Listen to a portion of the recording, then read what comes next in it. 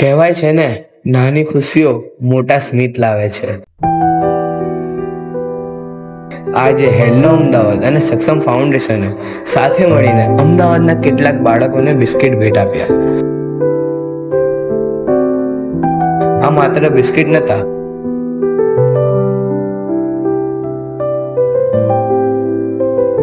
પરંતુ પ્રેમ અને કાળજીનો સંદેશ હતો.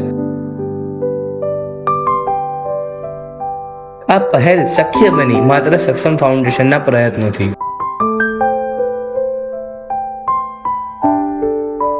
આવો સાથે ભણીને બાળકોને માત્ર ખુશી જ નહીં પરંતુ શિક્ષણ પણ આપીએ.